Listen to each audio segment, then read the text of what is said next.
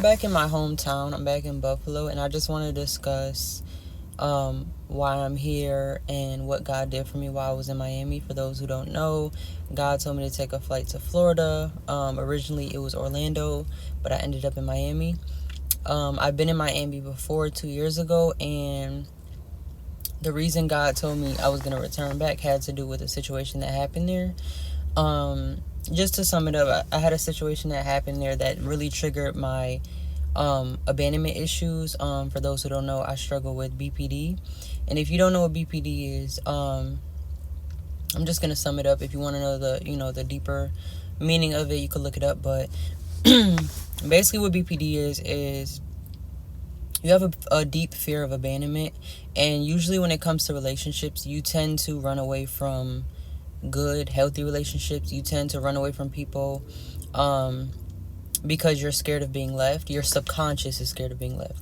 So you're not consciously feeling these things, knowing that, oh, the reason I'm leaving is because I'm scared of commitment, or I'm scared that I'm going to be left. You don't know this. This is just happening in your subconscious. But what happens in your body is you feel in danger. You feel the need to run. You start to hyperventilate. Some people hyperventilate. For me, my symptoms were I would hyperventilate. I would wake up with panic attacks. I would have excessive anger towards individuals. And basically, when it comes to relationships, the same things that you love about a specific person can become the same things that you start to hate about them. For example, if you loved somebody's music taste, or you love that they're a funny person, when you meet them, and then when you start dating them, after some time, you start to hate that they're a funny person. You start to hate that they listen to certain music. You just start to hate everything that you just loved about them. And it can switch like that. It can be any trigger. It can be the way that they looked at you. It can be a conversation that they had with you. It can be something you've seen on social media. You never really know where the trigger came from. It's really hard to identify where it's. So before I knew that I had this, I just thought, something was telling me to leave these relationships. I would never have a reason. So when it came to the dating scene, I would just be like, I don't know why I'm leaving. I'm just leaving, right? And when I would do this, I would run towards bad. I would run towards what I'm used to, which was people leaving my life. I was used to abandonment. I was used to people promising things and then they don't keep their promises.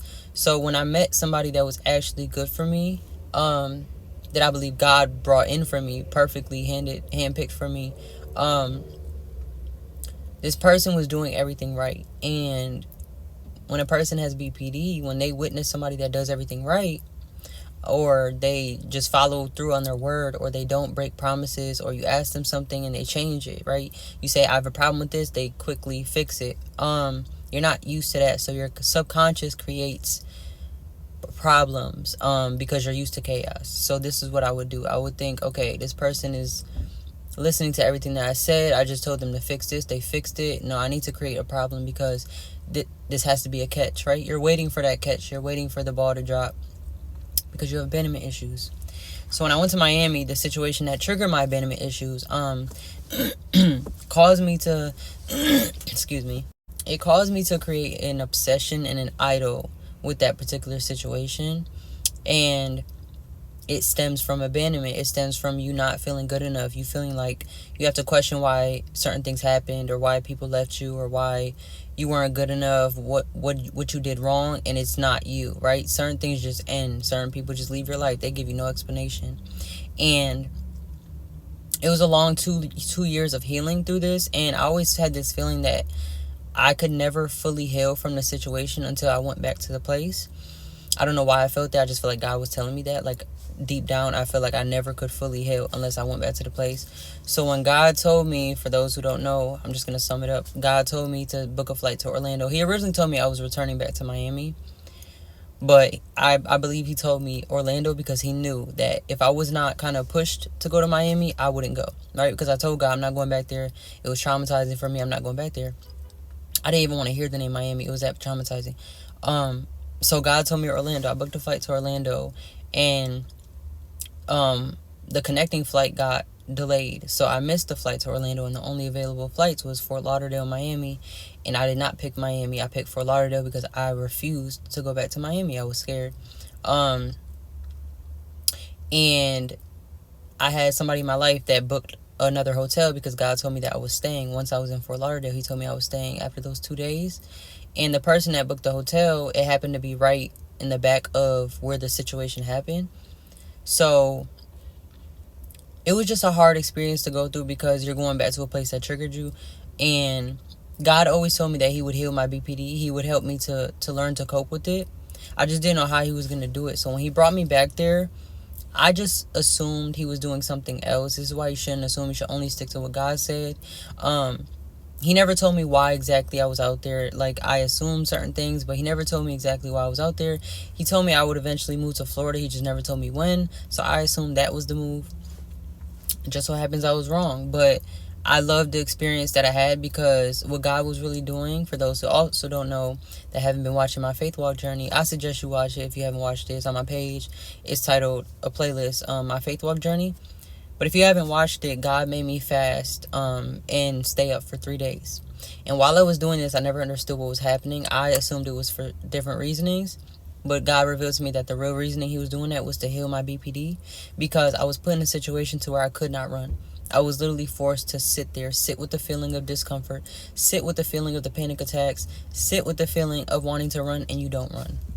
And while he was doing this, it started to truly heal that wound in me to where I was no longer obsessed with that situation. I was no longer fed up on it. I wasn't unhealed, right?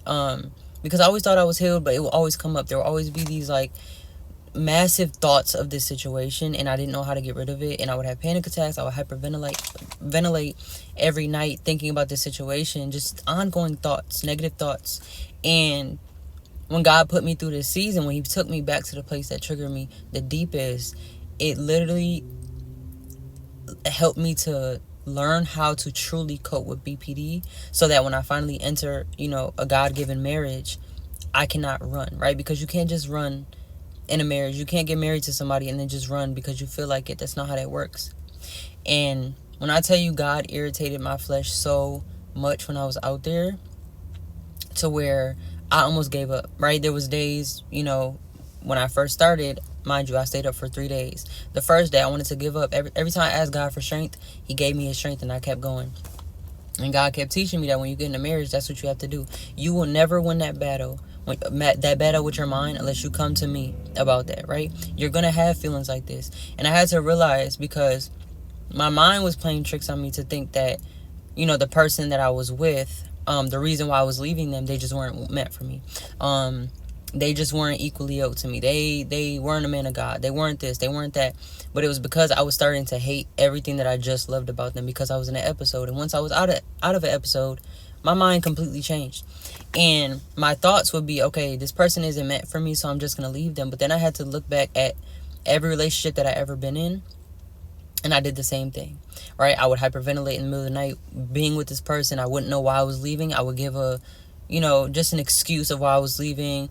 I never really gave detail, or I would lie and make it seem like it was them. I wouldn't take accountability because I didn't understand it. I just felt this feeling of fight or flight, and I didn't know what that was at the time.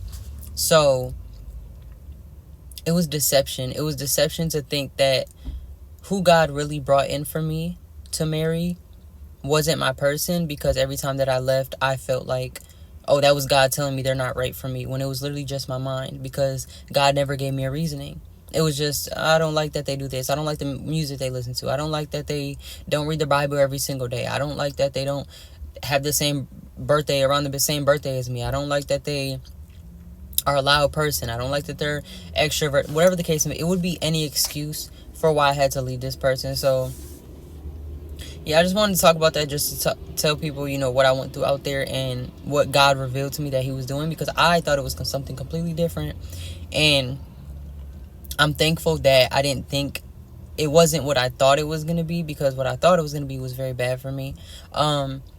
And what it really was actually healing that BPD and learning to cope with it, because now when I get the triggers, I don't run, right? I get the triggers, I still hyperventilate, I still go through moments of shortness of breath, but I don't run, right? I sit with it because I learned to sit with it in Miami when God made me sit and fast for 3 days. So he trained me to do that. And I had a fear that I could never truly be Christian and have BPD because, I have a switch of personality, but glory be to God, because he healed that in me, and I'm so grateful, and I'll forever be grateful for that journey that he took me on.